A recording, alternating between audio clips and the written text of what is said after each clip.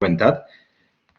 Recordeu que en la part final hem estat comentant una sèrie, en la part final dedicada a la baixada mitjana, hem estat comentant l'aparició d'una sèrie d'obres que, entre altres qüestions, per el descobriment d'aquests nous productes basats en l'ús de la destil·lació amb alcohol, va crear unes condicions per a un apropament entre alquímia i medicina. I tot i que aquesta relació la podem trobar en altres moments, a la baixada mitjana hi hagué tota una sèrie de persones que varen desenvolupar pràctiques alquímiques molt connectades en el món de la farmàcia i la búsqueda de remeis terapèutics. No? I hem parlat de Rupert Sissa i el seu treball respecte al que ara anomenem alcohol. No?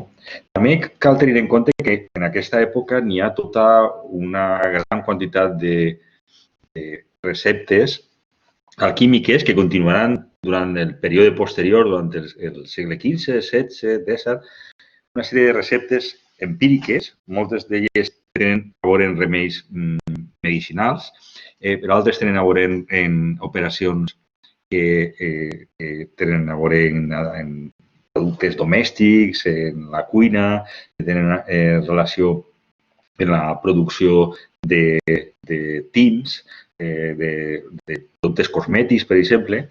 I tot aquest tipus de receptes aniran circulant al llarg d'aquesta època i moltes d'aquestes seran obres realitzades per dones. De vegades dones anònimes, de vegades dones dels que conem el seu nom i n'hi ha una gran quantitat d'estudis en els últims anys que estan treballant en aquest conjunt ampli de receptes que contenen en part aquestes operacions alquímiques que estem comentant. Bé, aquesta connexió entre alquímia i medicina es va produir particularment a partir de l'obra d'aquest autor, que normalment coneguem amb el nom de Paracels, i que va viure al llarg del principi del segle XVI. Era un metge d'origen centroeuropeu i que, utilitzant nocions procedents en parts de l'alquímia, va fer un dels primers grans intents de trencar amb la tradició mèdica galènica.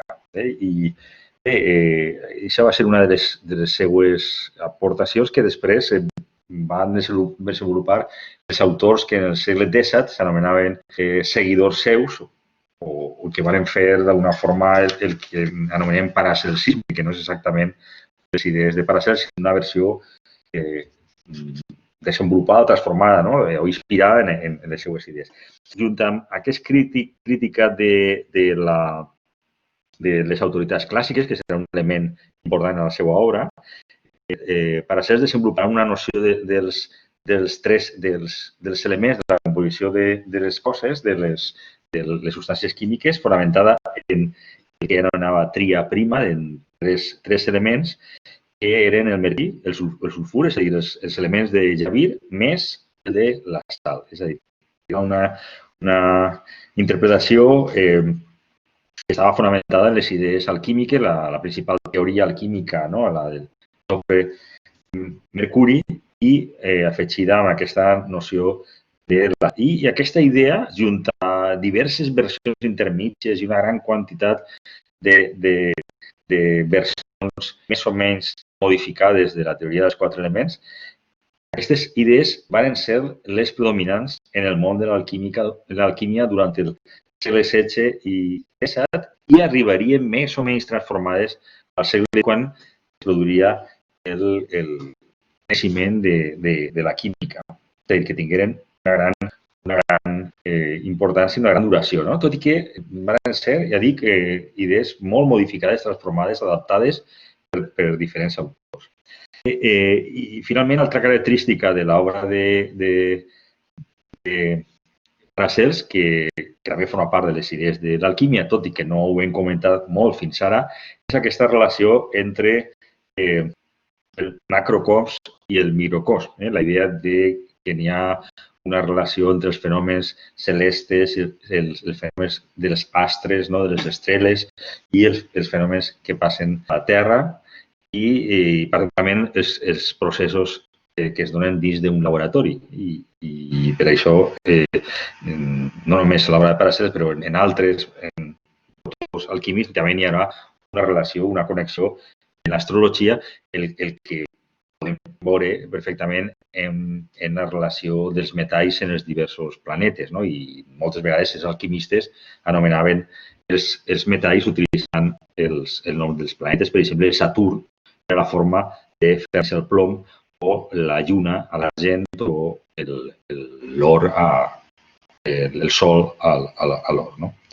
Bé, és el moment en el que es produeix aquests canvis, no? Que de vegades anomenem revolució científica i que ara sabem que no va ser una ruptura que habitualment es descriu ni tampoc el naixement de la ciència moderna. Entre altres qüestions, perquè dins d'aquests canvis tingué un paper molt protagonista l'alquímia. Va ser una activitat conreguada per persones de molts àmbits, amb interessos molt diversos, i bé, va servir per a moltes qüestions, per a produir, per a crear productes, nous productes tecnològics, fins també a la reflexió teòrica al voltant de la filosofia natural o altres corrents del pensament d'aquests anys. Una part d'aquest treball ja he dit que va ser desenvolupada per dones i a part d'aquestes receptes que circulaven manuscrites acabaren en una forma de literatura que van ser els secrets, que no només contenien coses d'alquímia, sinó moltes altres qüestions, però va ser un gènere molt popular de la literatura del XVI i el XVII, quan aparegué la impremta. La impremta també tingué unes conseqüències importants com en altres àmbits, no? En l'alquímia, tot i que l'alquímia va continuar en una forta tradició manuscrita. D'altra banda, també va ocorrir en altres aspectes de la filosofia natural o la història natural d'aquesta època, que va continuar en una forta producció manuscrita, inclús després del naixement de la impremta. Però la impremta va permetre la creació de llibres com aquests, no? Aquest tipus de llibres, el Theatrum Chemicum, que va ser una compilació d'obres alquímiques que va permetre una gran difusió d'aquestes obres. Altres tipus d'obres que aparegueren són les anomenades llibres d'emblemes. Va permetre la impremta, la producció massiva d'una gran quantitat de textos en imatges alegòriques que contenien aquesta rica cultura visual de l'alquímia, amb moltíssimes referències a ingredients alegòrics, místics, de vegades connectats amb la música, de vegades fragments de literatura. I tenim aquests són alguns dels llibres dels que es publicaren en aquesta època. Per exemple, un dels més famosos és aquesta Atalanta Fugiens, la fugida d'Atalanta, d'un metge germànic, Michel Mayer, que va viure en la ciutat del Setge i que va escriure aquest llibre que estava plagat de textos alegòrics, fragments musicals, poesies, epigrames, i contenia unes imatges com aquestes que continuen captivant en l'actualitat i que fan referència a transformacions alquímiques, de vegades a textos alquímics, de forma indirecta. Els personatges animals que apareixen són referències a determinats productes i d'alguna manera indiquen els potencials canvis que poden produir-se. Altres, per exemple, aquesta que podeu trobar allà a la dreta, és una referència a la tàbula paradigna que hem comentat abans, el principal text, és el primer text d'origen àrab de l'alquímia. Ahí trobem una altra de les imatges d'aquest llibre. Aquí tenim una altra, no?, que és fa referència a l'arbre de la filosofia, l'arbre del saber, no? Jo pensava, per exemple, que en aquesta imatge es tractava d'una referència purament alegòrica, no?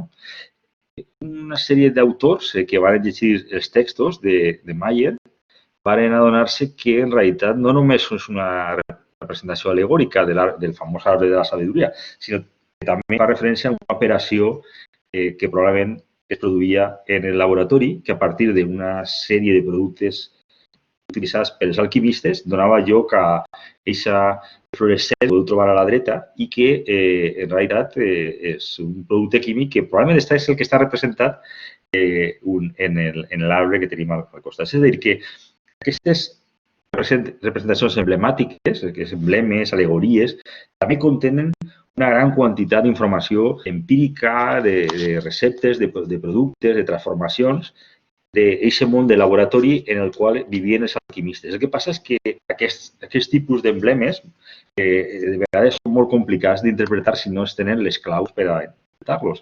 Per exemple, hi tenim un altre famós llibre d'emblemes atribuït a Basilius Valentinus, que va escriure, per exemple, dos dels més importants de l'alquímia, el Carro triomfal de l'antimoni i les 12 claus, que és el llibre que estem parlant, on tenim 12 claus, una representades per unes imatges, per allà hi tenim la primera clau, que permeten explicar processos alquímics. Així tenim el rei i la reina, un personatge que representa a Saturn, i després tenim un Job que representa una substància que és la estivina, que és un sulfur d'antimoni. En realitat, si entenem les claus d'aquest tipus de figures, el que està representant així és una transformació de purificació de l'or, que es tracta de, diguem-ne, tractar un compost, una aleació d'or, argent i plom amb estivina, que és un producte que el que fa, entre altres qüestions, és formar un compost amb el plom i d'aquesta forma només queda l'or. És una forma de purificar l'or. I això està representat en aquesta imatge, que realment si no es té la clau, les claus interpretatives, és fàcil fer interpretacions molt diverses, alegòriques, es pot connectar amb moltes qüestions i s'ha fet de moltes maneres, però els estudis més recents mostren que a banda de totes aquestes connexions que estem comentant, també n'hi havia aquests aspectes. I també això és aplicable a aquestes al·legories que podeu trobar així, també. Tot aquest tipus d'obres van tenir una gran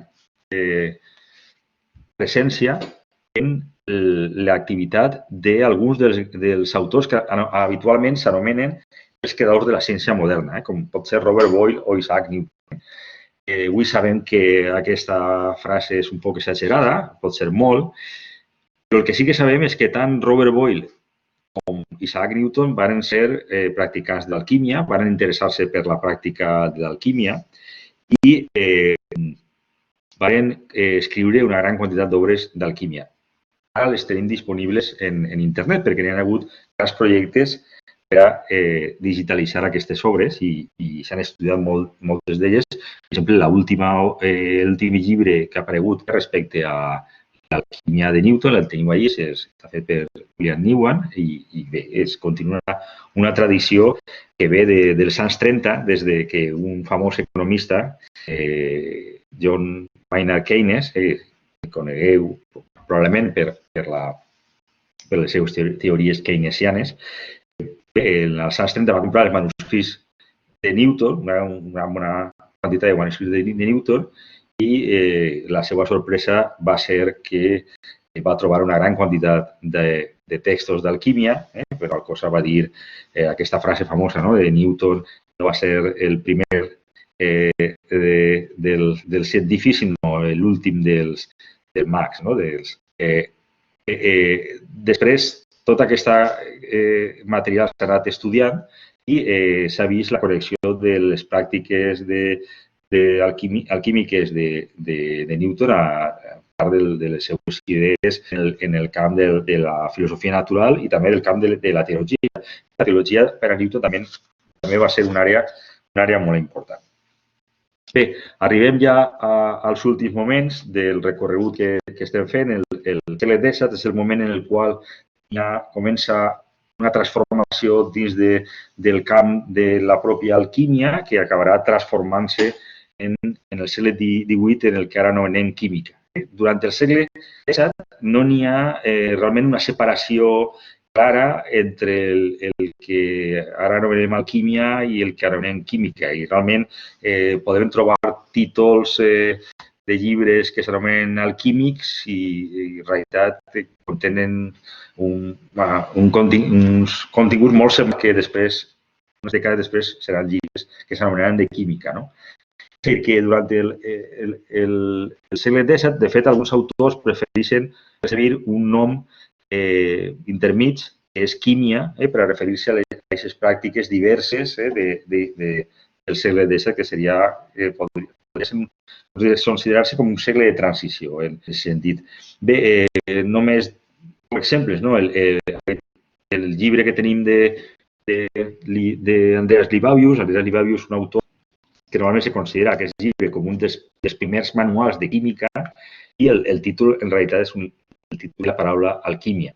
I es considera habitualment en els llibres d'història com el començament de la química.